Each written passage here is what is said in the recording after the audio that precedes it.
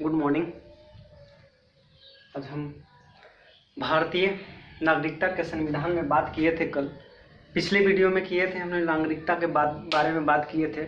उसी का भाग 2 में पार्ट 2 वीडियो पार्ट 2 पढ़ेंगे कि आखिर क्या है। हमने बताया था पिछले वीडियो में कि भारत संविधान के अगर नागरिकता प्रदान अगर भारत में कीजिएगा तो 5 तरीका से प्रदान की जाती है। पहला, जन्म के आधार पे आप भारत का नागरिक होंगे। दूसरा, वंशीय परंपरा के आधार पे आप भारत के नागरिक होंगे। तीसरा, भौगोलिक क्षेत्र विस्तार के अंतर्गत आती है, जबकि अगला पंजीकरण के आधार पर आती है। सुनिएगा, गौर कीजिएगा। अगर कोई भी व्यक्ति भारत में 26 जनवरी 1950 के पश्चात भारत में पैदा हुआ हो तो वह भारत का नागरिक होगा, वह भारत का नागरिक होता है।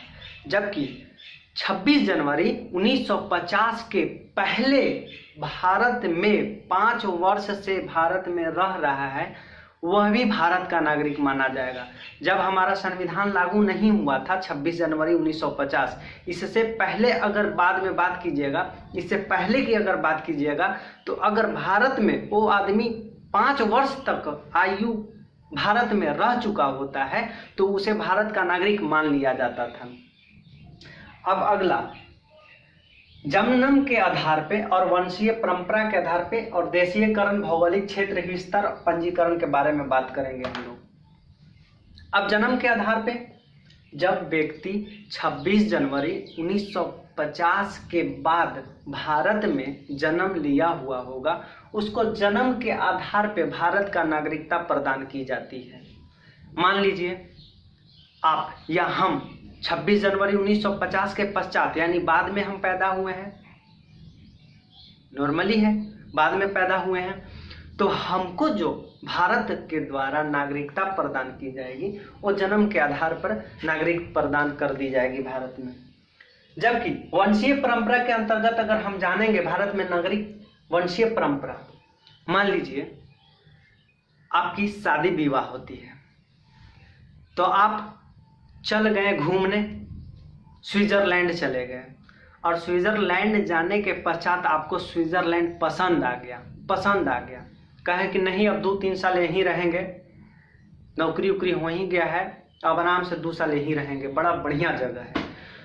तो उसी के दौरान 2 साल के दौरान आपका अगर संतान हो जाता है स्विट्जरलैंड में, तो आपको घबराने की जरूरत नहीं है कि हमारा लड़का, हमारा संतान जो है स्विट्जरलैंड में पैदा हो गया है तो इसको भारत के नागरिकता प्रदान की जाएगी या नहीं की जाएगी, ये आपको ध्यान में कतई नहीं रखना है। बिल्कुल दी जाएगी। वंशीय परंपरा के आधार पे उस संतान, उस बच्चे का भारत के नागरिकता प्रदान कर दी जाएगी। क्लियर है? उम्मीद करता हूं कि क्लियर हो जाना चाहिए। एक देशीयकरण के बारे में बात करेंगे। देशीयकरण कहता है कि जब कोई व्यक्ति अच्छा हो,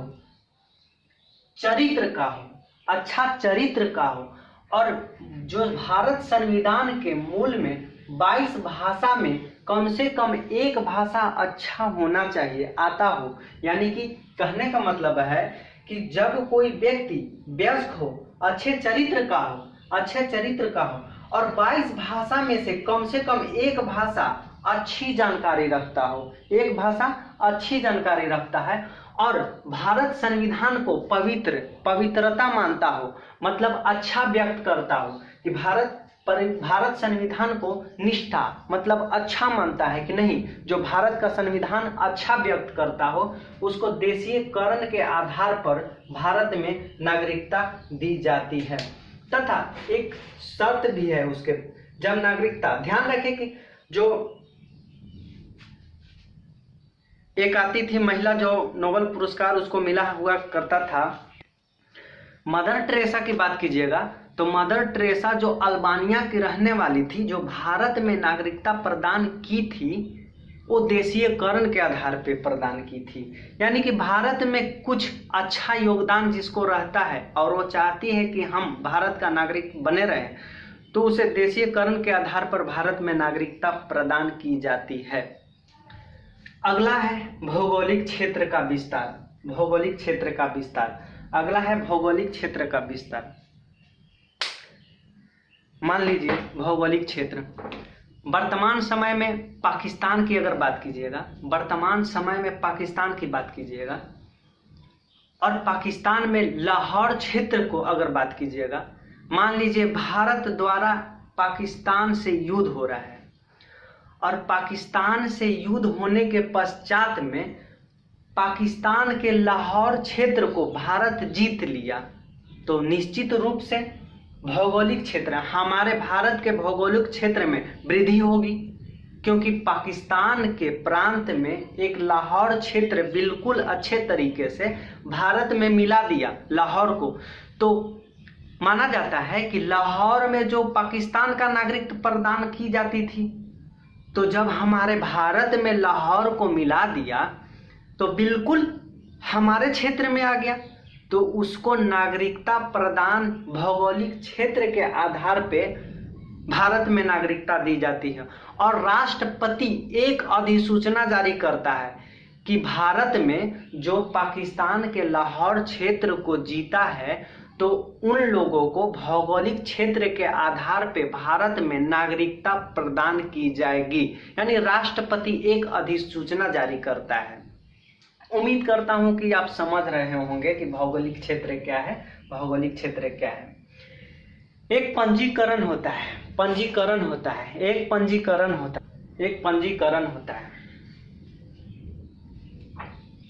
एक पंजीकरण होता है।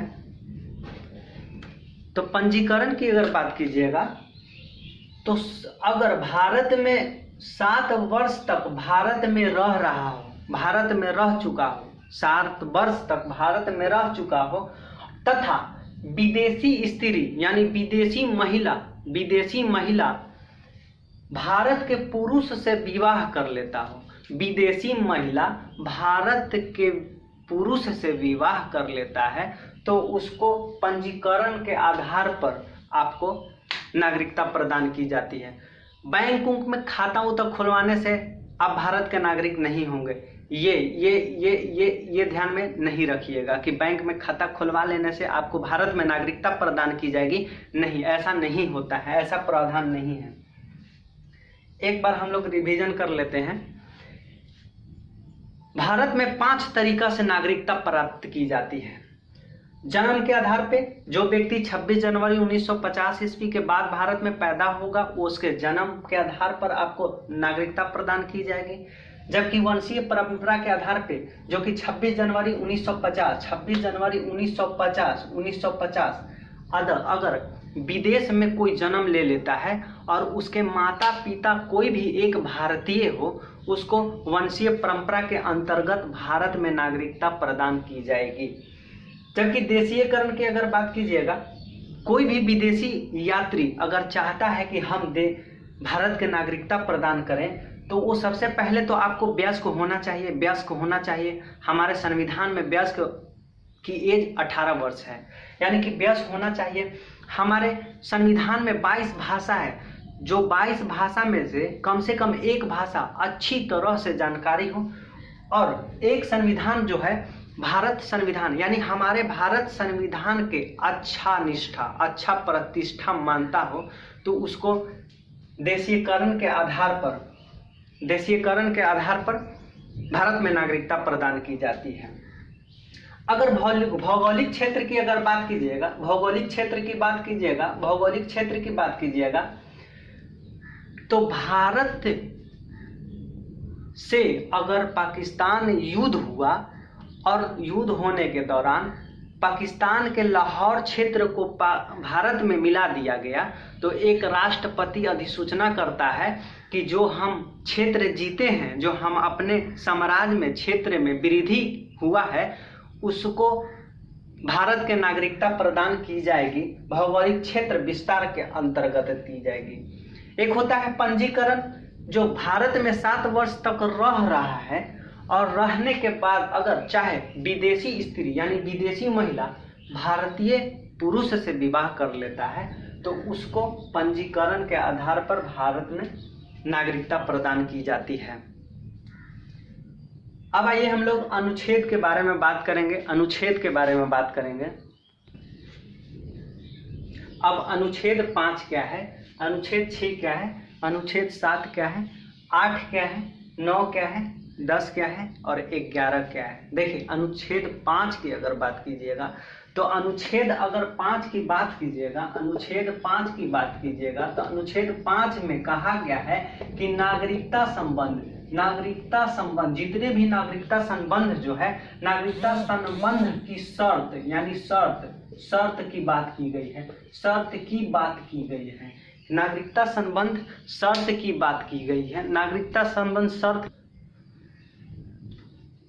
कि 26 जनवरी 1950 के बाद अगर भारत में जन्म लिया हो तो नागरिकता संबंध उसी 5 के अंतर्गत शर्त कहा गया है। यदि भारत में 1950 यानी 26 जनवरी 1950 से 5 वर्ष तक पहले भारत में रह रहा होगा उसी को भारत में नागरिकता प्रदान कर दी जाएगी। इन सब का शर्त की बात की गई है, शर्त की बात की गई है।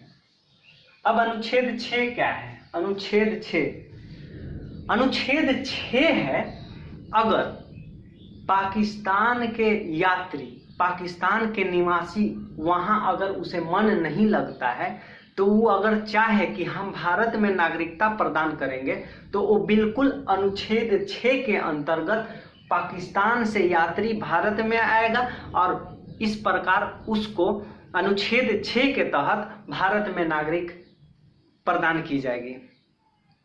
अब मान लीजिए हम पाकिस्तान से हैं और हमको पाकिस्तान में मन नहीं लग रहा है तो हम चाहते हैं कि हम इंडिया में चल जाए, भारत में चल जाए और हम वहाँ का नागरिकता प्रदान कर दें तो हमको जो भारत में नागरिकता का अनुच्छेद 6 के तहत भारत में नागरिक का प्रदान कर दी जाएगी। अब अनुच्छेद 7 आता है, अनुच्छेद 7 आता है, अनुच्छेद 7 आता है। मान लीजिए कि हम भारत के हैं, हम भारत के हैं तो हमें भारत में मन नहीं लग रहा है, हम चाह रहे हैं कि हमारे भारत में बहुत सारे कोरोना वायरस आ गया है तो हमको पाकिस्तान हम चले गए और हम यहाँ से पाकिस्तान गए और पाकिस्तान में गए जाने के बाद वहाँ देखे कि पाकिस्तान में तो और यहाँ से भड़कम भीड़ है, वहाँ और ज़्यादा कोरोना वायरस है तो हम वहाँ से फिर भारत से पाकिस्तान में चल गए और पाकिस्तान का नागरिकता हम ग्रहण कर लिए, भारत का खत्म हो गया। अगर हम चाहें कि नहीं हम पाकिस्तान में नहीं रहेंगे, फिर से हम पुनः भारत में आएंगे तो हमको जो नागरिकता अनुच्छेद 7 के तहत भारत में दी जाएगी। उम्मीद करता हूं कि समझ गए होंगे। अनुच्छेद 8 क्या कहता है कि अगर व्यक्ति, कोई भी व्यक्ति भारत से बाहर हो और उसके माता पिता अविभाजित भाग का पैदा लिया होगा, जन्म लिया हुआ होगा। अविभाजित मतलब, अगर अविभाजित मतलब विभाजन नहीं हुआ है, इस प्रकार बात कीजिएगा तो बंगाल और बांग्लादेश और पाकिस्तान और भारत ये तीनों एक ही क्षेत्र था तो उस वक्त अविभाजित परिवार के कोई भी माता पिता दादा दादी अगर उसका पैदा हुआ होगा अविभाजित परिवार में तो उसको अनुच्छेद 8 के तहत भारत में नागरिकता प्रदान कर दी जाएगी। अनुच्छेद 9, मान लीजिए कि अगर हमको भारत में मन नहीं लग रहा है और हम भारत में मन नहीं लग रहा है तो हम किसी दूसरे जगह का हम नागरिकता प्रदान कर लिए तो हमारा ऑटोमेटिक भारत का नागरिकता खत्म हो जाएगी। ये अनुच्छेद 9 कहता है। अनुच्छेद 10 की बात कीजिएगा तो भारतीय निरंतर की बात की गई है। भारत में निरंतर बने रहने के प्रावधान की बात कही गई है। अगर अनुच्छेद 11 की बात कीजिएगा तो अनुच्छेद 11 नागरिकता संबंध भारत में देने तथा छीनने यानी समाप्त करने का अधिकार जो है संसद को होता है। संसद को होता है, संसद को होता है, संसद को होता है, समाप्त देने तथा संसद को होता है। एक बार रिवीजन करते हैं। अनुच्छेद 5 कहता है कि नागरिकता संबंध कुछ शर्त है, कुछ शर्त है। अनुच्छेद 5 कहता है। अनुच्छेद 6 की अगर बात कीजिएगा तो पाकिस्तान से भारत आने वाले, पाकिस्तान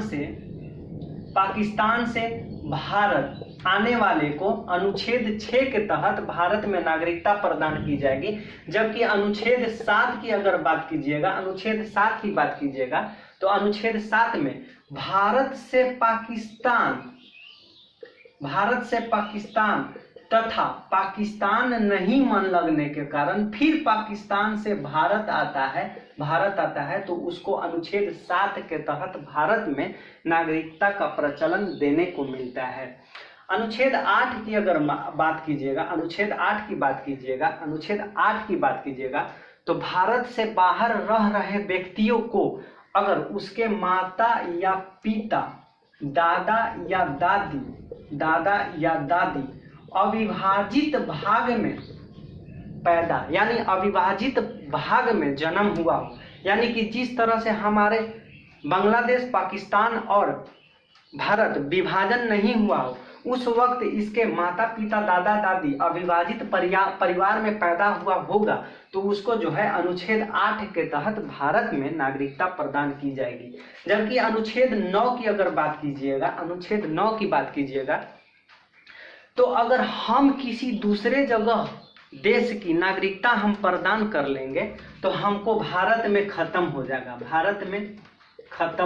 नागरिकता भारत में खत्म हो जाएगा।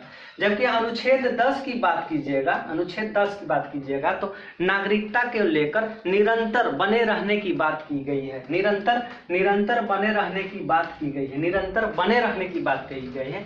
अगर अनुच्छेद 11 की बात कीजिएगा तो अनुच्छेद 11 कहता है कि नागरिकता संबंध